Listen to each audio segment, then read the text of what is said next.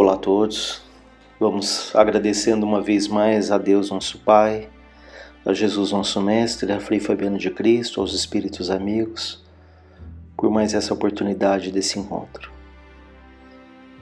E que essas vibrações, elas se estendam a todos os que sofrem do corpo e da alma, a todas as famílias da Terra, que essas vibrações envolvam o nosso lar.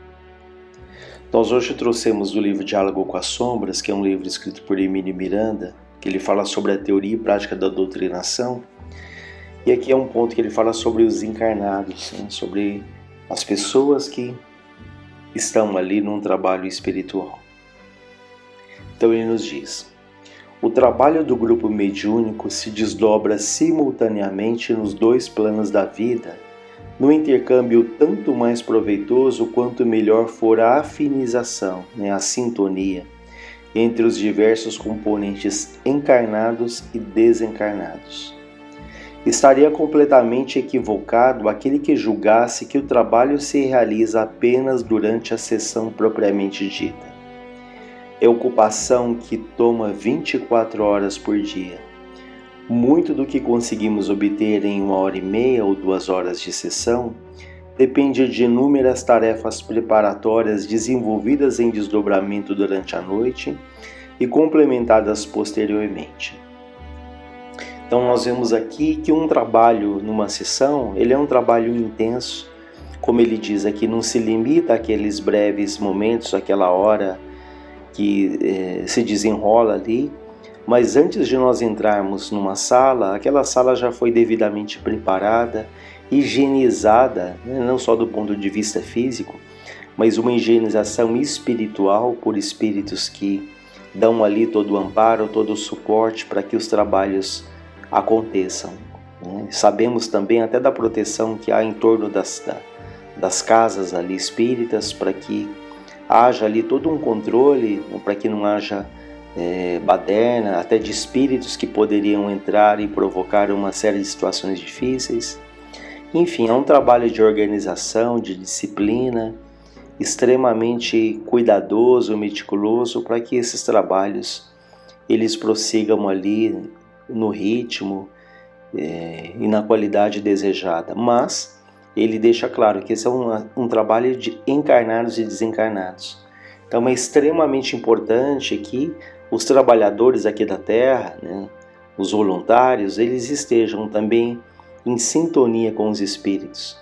Ele diz aqui que esse trabalho muitas vezes começa à noite, em desdobramento, quando nós podemos ser levados para locais onde há ali o estudo, onde há o esclarecimento, o próprio trabalho que se inicia lá, para que depois ele dê sequência aqui na Terra, inclusive nas sessões espíritas.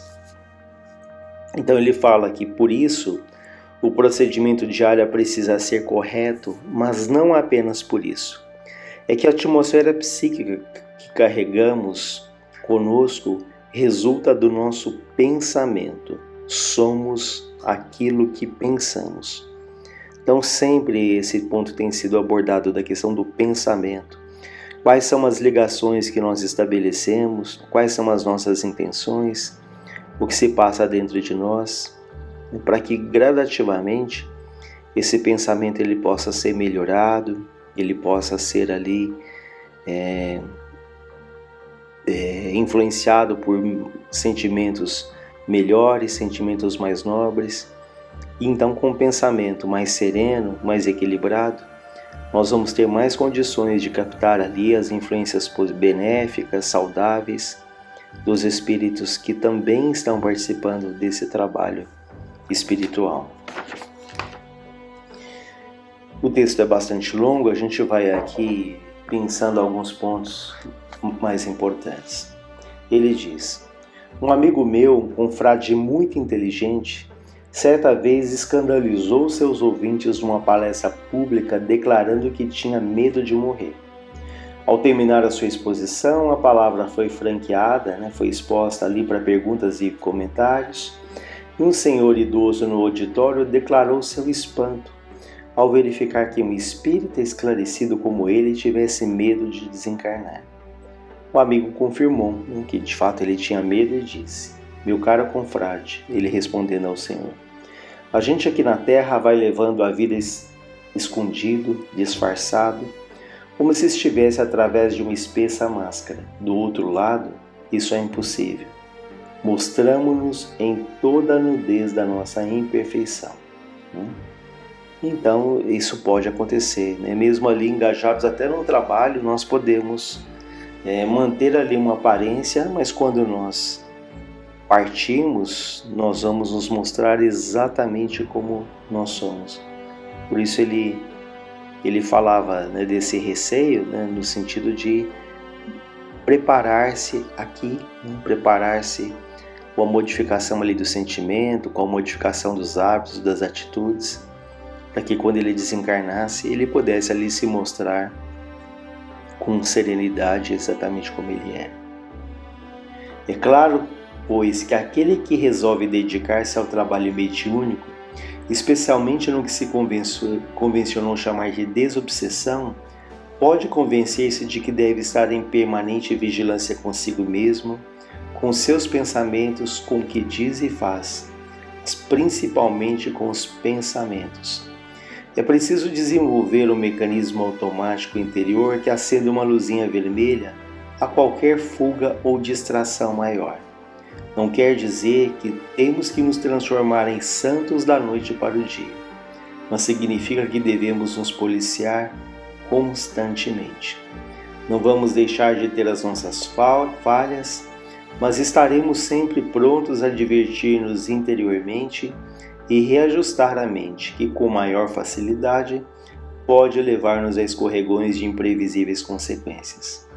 Então ele reforça aqui o cuidado com o pensamento e que nós temos que desenvolver em nós, ele diz, esse mecanismo para que quando percebermos esses pensamentos difíceis, nós possamos mudar esse padrão, né? Nós possamos perceber que eles estão chegando e canalizar ali o nosso pensamento para outras ideias, para outros objetivos. Então, pela nossa condição evolutiva, todos nós, sem exceção, ainda temos pensamentos difíceis, desequilibrados, mas se a gente consegue avaliar esses pensamentos e perceber que eles chegam, nós vamos ter mais condições de não alimentar esses pensamentos, de não dar vazão. Então, se percebermos, isso já é um ganho enorme. Isso faz parte ali do nosso autoconhecimento, né? E é o que ele diz, ninguém se torna santo de uma hora para outra. Então, ainda é natural esses pensamentos difíceis, mas ele nos convida a fazer essa autoanálise ali para percebermos o que eu tenho pensado, né? Quais têm sido as minhas intenções quando eu acordo de manhã, quais são os objetivos que eu acalento, qual é o padrão de pensamento, melancolia, esperança, tristeza ou queixa, revolta ou boa vontade, enfim, quais são os pensamentos que norteiam ali o nosso dia a dia. Ele dá alguns exemplos, né? Exemplos há muitos.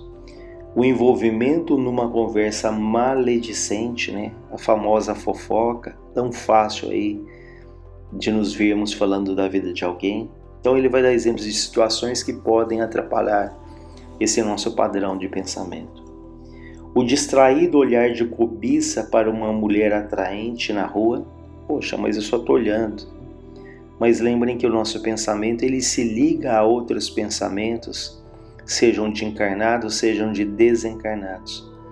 Então aquilo que pode parecer ser um simples olhar, pode estabelecer ali conexões, sintonia com pensamentos difíceis também.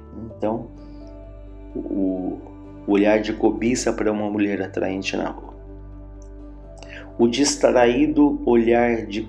nós já falamos isso. Uma piada grosseira e pesada. Poxa, mas aquelas situações que a gente fala, eu perco um amigo, mas eu não vou perder a piada.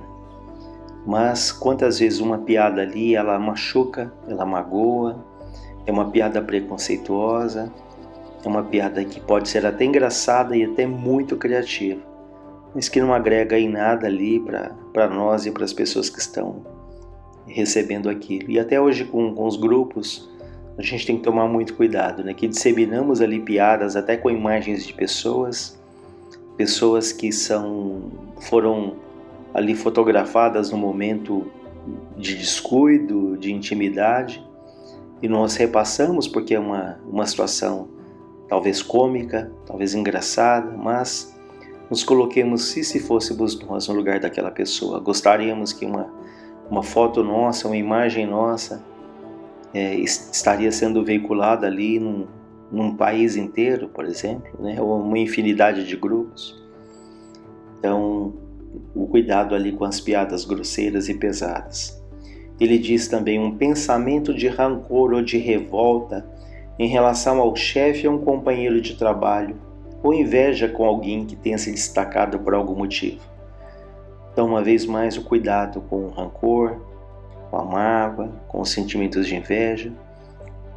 Sobre a inveja é bem curioso que nós falamos, olha, eu sou uma pessoa ansiosa, eu sou uma pessoa perfeccionista, eu sou uma pessoa, às vezes, individualista, mas a gente jamais ouve alguém falar, olha, eu reconheço que eu sou uma pessoa invejosa, né? Então, ele nos alerta que esses pensamentos, né, de rancor, de inveja, né, sobretudo a inveja em relação a alguém que tenha se destacado, que tenha conquistado algo, isso também não é saudável. Ele fala da leitura de livro pornográfico, né? Hoje a gente pode inserir nesse contexto a visualização de sites de pornografia, né, que também não são saudáveis pelo pensamento que se liga a espíritos também com dificuldades aí na área da sexualidade. Assistência a um filme pernicioso, né? Então, filmes ali que às vezes são extremamente violentos, então às vezes a pessoa tem uma dificuldade já de dormir, né, de ter ali um sono tranquilo, e há determinados filmes que eles são altamente excitantes, né, que eles estimulam ali essa agitação. Então é importante também que nós percebamos, né, quais são os filmes que temos assistido, qual o teor, qual a influência que eles provocam em nós ali depois que nós assistimos. Há milhões de motivos diante de nós a cada momento, pois vivemos num mundo transviado exatamente porque reflete o transviamento da massa de seres desajustados que vivem na sua psicosfera. Toda atenção é pouca. A vigilância dispara o sinal de alarme. A prece, né? Quais são os sinais de alarme que nós temos que cultivar? A prece, a defesa, a correção. Ninguém precisa chegar, porém, aos extremos do misticismo a ponto de viver rezando pelos cantos, de olhos baixos pela rua, temendo o contágio com os pecadores. Também somos pecadores, no sentido de que todos trazemos feridas não cicatrizadas, de falhas clamorosas num passado mais distante ou num passado mais longínquo. Então, vejam, ele fala que ninguém precisa se isolar porque ninguém é santo, né? Todos nós, em maior ou menor grau, trazemos as nossas lutas, as nossas angústias, né? Um passado ali a reajustar. Então, por isso é que nós não devemos ali, queremos nos isolar das pessoas a pretexto de temer ali o contágio. Ele até coloca entre aspas com os pecadores, porque todos nós estamos, de maneira geral, numa fase evolutiva, num estágio evolutivo muito parecido. Aqueles espíritos missionários, aqueles grandes espíritos que passaram pela Terra e que passam, mas esses ainda são exceção. De maneira geral, nós somos espíritos em luta com as nossas conquistas, mas também com muitas dificuldades, com muitos hábitos arraigados, que nós temos que lutar por convertê-los ali em pensamentos do bem, em atitudes do bem, em respeito a Deus, em respeito ao próximo, que no fundo é o respeito ali a nós mesmos também. Então ele diz aqui, como seres imperfeitos, temos, pois, de viver com um semelhante, também imperfeito. Não há como fugir de ninguém, isolar-se em torres de marfim, mosteiros inacessíveis, grutas perdidas na solidão. Nosso trabalho é aqui mesmo, com o homem, a mulher, o velho, a criança, seres humanos como nós, com as mesmas angústias, inquietações, mazelas e imperfeições. O que enxerga um pouco mais ajuda o cego, mas talvez este, o cego, disponha de pernas para caminhar e pode assim amparar o coxo, aquele que tem deficiência. E quem sabe se o aleijado dispõe de conhecimento construtivo que possa transmitir ao mudo. Então vejam que nós estamos todos ali ligados numa verdadeira teia em que, independente da nossa condição, do meio em que nós vivemos, independente da nossa história, todos, sem exceção, podem ajudar dentro daquilo que lhe é permitido. E quantas vezes podemos fazer muitos, mas nós esperamos o momento ideal, uma inspiração divina, a saúde perfeita, os problemas em casa resolvidos. Então aguardamos, esperando o momento perfeito, sendo que desde já, onde nós estamos, há muito que pode ser feito, ainda que pequeno, ainda que silencioso, ainda que discreto, ainda que anônimo, mas cada um onde se encontra, onde vive, como é, pode ajudar aí bastante.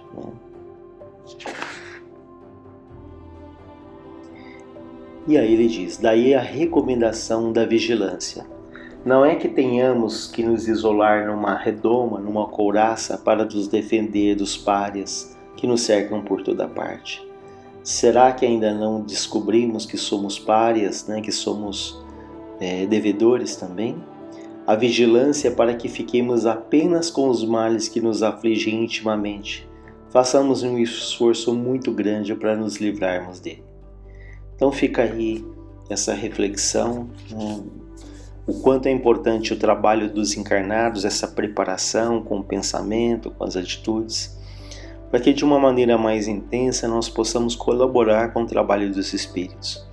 E lembrando que foi dito lá no início, é um trabalho conjunto, eles nos influenciam, nós influenciamos também o mundo espiritual, e é dessa sinergia, dessa comunhão de pensamentos, de desejo do bem do trabalho, é que tudo vai se desenrolando, tudo vai ali se construindo em benefício dos outros e em benefício de nós mesmos. Que Deus nos ampare, nos ilumine, nos fortaleça. Graças a Deus, graças a Jesus.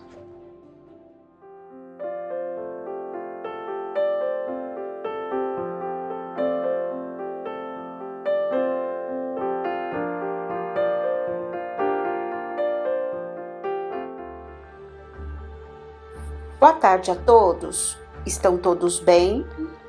Continuam se cuidando? É muito necessário que nunca percamos a fé e a esperança em Deus. Vamos dar continuidade à nossa sessão, trazendo hoje o tema Pensamento e Mediunidade.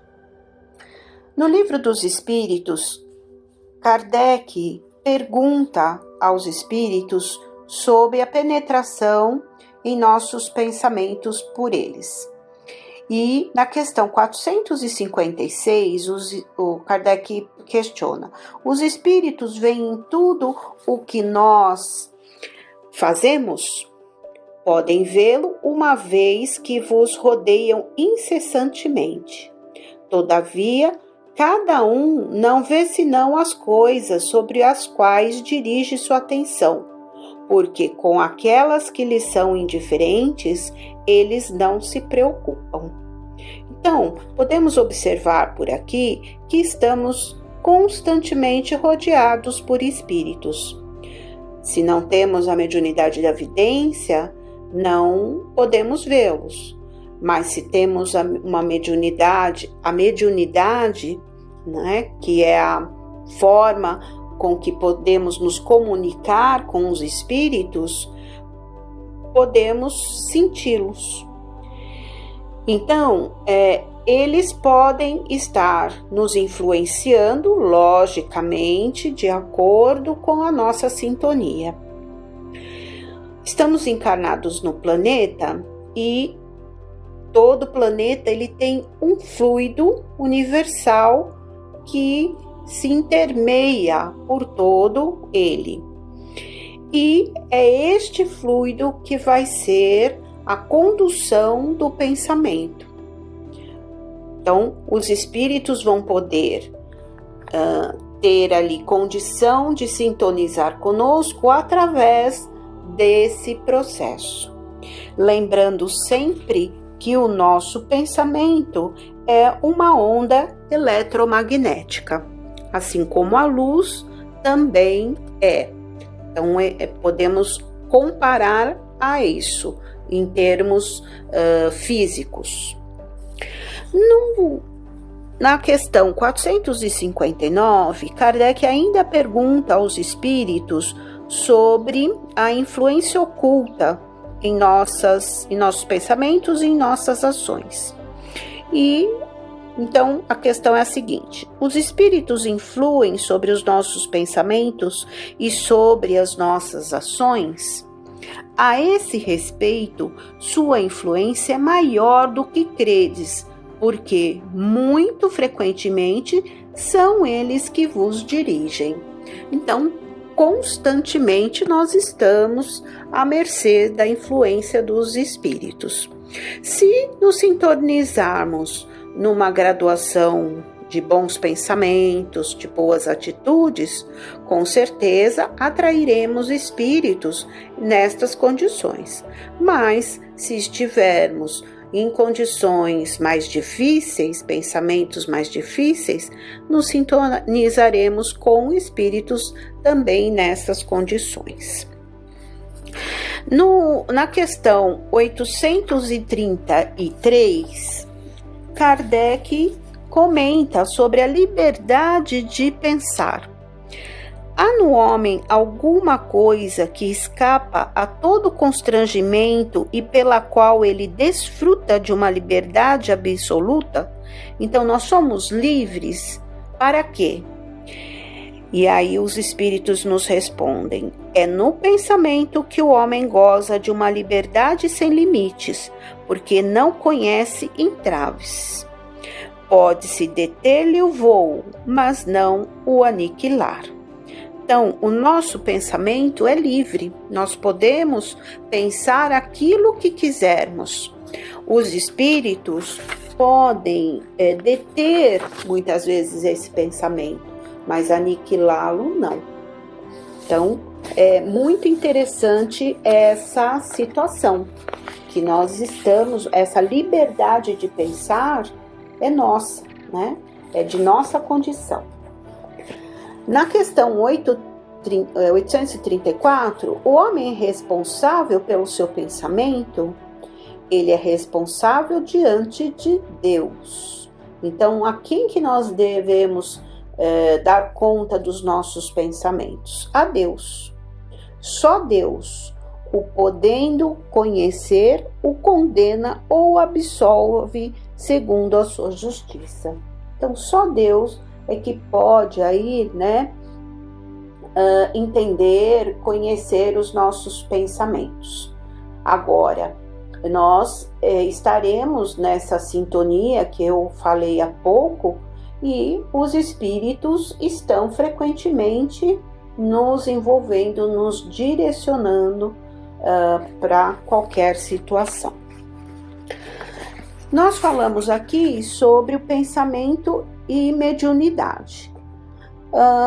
No livro Nos Domínios da Mediunidade, no capítulo 13, há uma citação que o pensamento é tão importante para a mediunidade quanto o leito é importante para o rio. Então, é o caminho que vai nos levar, para a mediunidade. Então, a influenciação, a comunicação que os espíritos darão será através do nosso pensamento. Não devemos esquecer, que o pensamento é essa onda eletromagnética e que vai poder ser captada a partir do processo em que acontece. No livro dos médiuns, nós temos o item 225 do capítulo, da segunda parte do capítulo 19, papel do médium nas comunicações.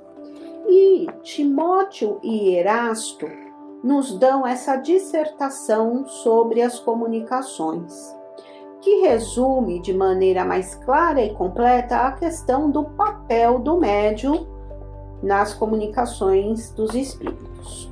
Então, ele inicia esse item dizendo assim: qualquer que seja a natureza dos médiums, no caso escreventes, mecânicos, semimecânicos ou simplesmente intuitivos, porque nós devemos lembrar que nesta época a mediunidade que mais se manifestava era a psicografia. Então ele vai retratar aqui de acordo com a mediunidade da psicografia. Então, mas nós podemos levar isto para qualquer tipo de mediunidade. Com efeito, nossas comunicações com os espíritos encarnados, diretamente ou com os espíritos propriamente ditos, se realizam unicamente pela irradiação dos nossos pensamentos. Então, nós observamos mais uma vez, a partir das outras citações que nós comentamos, que as comunicações só se darão através da irradiação do pensamento do espírito sobre o nosso pensamento. Nossos pensamentos não necessitam das vestes da palavra para que os espíritos se compreendam. Então, não há uma necessidade de ter uma língua específica para se manifestar. Então, ele não precisa necessariamente ter a palavra. É uma comunicação mental. Lembrando, como eu coloquei agora há pouco, a questão do pensamento ser uma onda. Todos os espíritos percebem o pensamento que desejamos transmitir-lhes, pelo simples fato de o dirigirmos a eles, e isso na razão do grau de suas faculdades intelectuais. Quer dizer que determinado pensamento pode ser compreendido por estes e aqueles segundo o respectivo adiantamento, enquanto para os outros o mesmo pensamento, não despertando nenhuma lembrança, nenhum conhecimento no fundo do seu coração ou do seu cérebro, não é perceptível. Então, todos podemos, perceber ali os pensamentos, e eles podem ser percebidos segundo o adiantamento daquele espírito, daquela pessoa, independente da sua leitura, da leitura desse pensamento. Assim, quando encontramos no médium o cérebro cheio de conhecimento adquirido na sua vida atual e o seu espírito rico de conhecimentos anteriores, latentes, próprios a facilitar as nossas comunicações, preferimos servir-nos dele, porque então o fenômeno da comunicação nos será muito mais fácil do que através de um médium de inteligência limitada e cujos conhecimentos anteriores fossem insuficientes. Então, o que Erasto e Timóteo nos dizem aqui? Que a comunicação se dará com uma bagagem mental de conhecimento do médium muito melhor. Então, se o médium tem uma capacidade intelectual boa, adquiriu aí determinados conhecimentos, existe uma facilidade para os espíritos buscarem nessa rede mental as situações que eles queiram nos passar. Terá uma facilidade em relação ao médium que tem ali uma dificuldade nesse conhecimento. Nós devemos lembrar que muitos médiuns, assim como Chico, que não tinham uma escolaridade superior, mas que em outras encarnações a bagagem do espírito estava ali adquirida. Então é justamente isso que eles estão nos colocando, que através do estudo, do conhecimento, a nossa bagagem vai ficando ali armazenada no nosso perispírito. E como o processo mediúnico vai acontecer de perispírito para perispírito, é possível eles se apropriarem desse conhecimento para nos ofertarem ali as informações. Vamos nos fazer compreender por meio de algumas explicações claras e precisas. Com um médium cuja inteligência atual ou anterior esteja desenvolvida, nosso pensamento se comunica instantaneamente de espírito a espírito, graças a uma faculdade peculiar à essência mesma do espírito.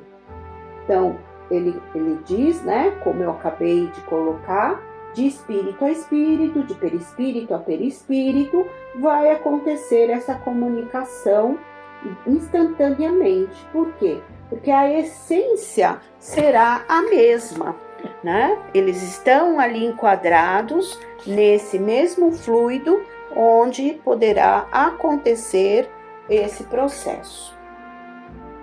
Nesse caso, encontramos no cérebro do médium os elementos apropriados à roupagem das palavras correspondentes a esse pensamento, quer um médium seja intuitivo, semimecânico ou mecânico. Aí vai depender, do que, da condição mediúnica de cada médium. Mais à frente, nós temos assim: quando somos obrigados a servir-nos de médiuns pouco adiantados, nosso trabalho se torna mais demorado e penoso, pois temos de recorrer a formas imperfeitas de expressão, o que é para nós um embaraço. Então, quando se tem ali médiuns que não estão intelectualmente adiantados, vai ter um trabalho maior, para conseguir expressar o que se realmente quer. Somos então forçados a decompor os nossos pensamentos e ditar palavra por palavra, letra por letra, o que nos é fatigante e aborrecido, constituindo verdadeiro entrave à presteza e ao bom desenvolvimento de nossas manifestações. Então, aqui uma colocação muito importante, porque não é que o trabalho não vai acontecer, a dificuldade, a ferramenta ali vai ter os seus problemas e é preciso um esforço maior desses espíritos. E o que ele nos coloca? Que tem que ditar as palavras, ou até mesmo letras por letras. Então, cabe a nós, médiuns, nos instruirmos, para podermos ser essas melhores ferramentas. Eu quero trazer aqui um caso que está dissertado no livro Diversidade dos Carismas, do Hermínio Correia Miranda. No capítulo 16, Semiologia da Comunicação Mediúnica. É o caso do Sr. Drake.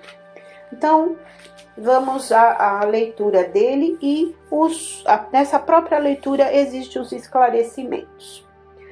A propósito da dificuldade de interpretação, Boddington tem a relatar um episódio ilustrativo e até um tanto divertido. Em visita a vários médiuns confiáveis, certo cavalheiro obteve comunicações convincentes de seu falecido pai. Irritava-se, porém, com os verdadeiros palpites que os médiuns lhe davam acerca da profissão ou dos gostos pessoais de seu pai. Insistiam em dizer que o pai fora um fazendeiro ou criara patos ou adorava patos. Isso durou algum tempo. Certa vez, um vidente lhe perguntou se seu pai costumava vender patos.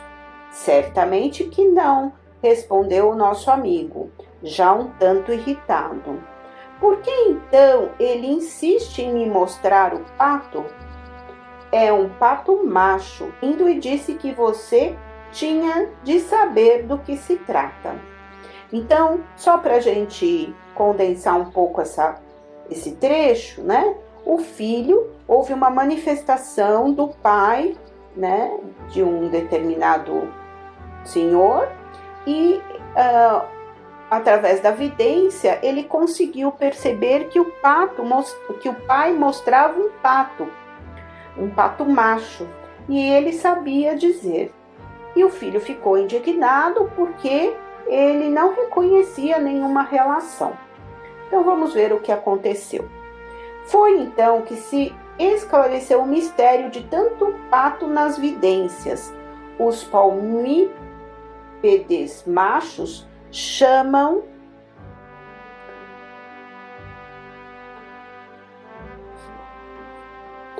Os palmípedes machos chamam-se em inglês Drake, e o espírito somente queria dizer que o nome dele era esse, ou seja, que ele era o velho Sr. Drake. O incidente nos suscita interessantes especulações. Observamos que o médium percebe o espírito a rir e a dizer que o filho encarnado ali presente devia saber muito bem o que aquilo significava.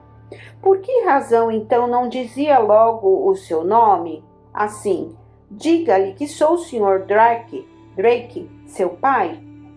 É simples a explicação. O espírito não estava falando ou escrevendo pelo médium, e sim mostrando-se a ele pela vidência.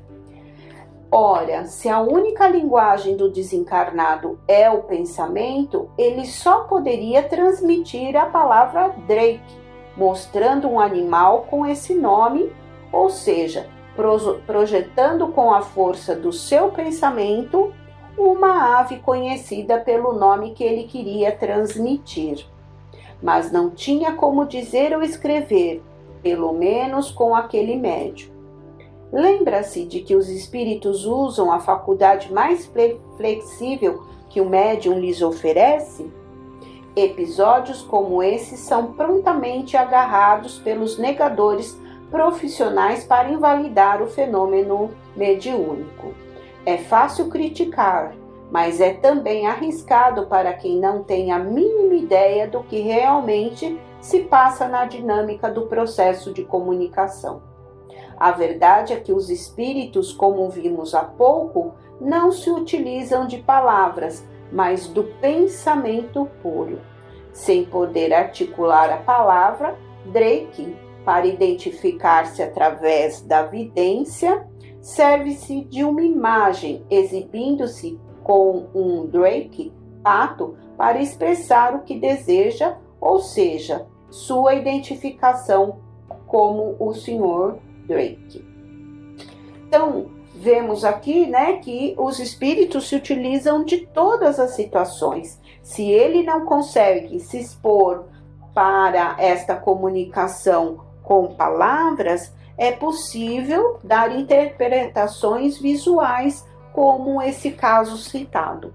Mas eles sempre vão tentar, né, se comunicar conosco, mesmo que a ferramenta não seja adequada. Espero ter contribuído com algum conhecimento para vocês, tá certo? Então vamos finalizando a nossa parte e elevando os nossos pensamentos a Deus, a Jesus, nosso Mestre querido, agradecendo sempre pela oportunidade do trabalho, mesmo que seja à distância, que possamos estar unidos pelo pensamento, que possamos estar em união com os nossos pensamentos, para que tenhamos a força, a coragem, a esperança para suportarmos todas as dificuldades que ainda temos que passar. A nossa vibração de carinho por todos aqueles que passam por momentos difíceis. Que a nossa prece seja de calmaria, de conforto espiritual e, acima de tudo, de amor. Que Deus nos abençoe e Jesus esteja conosco. Graças te damos, que assim seja.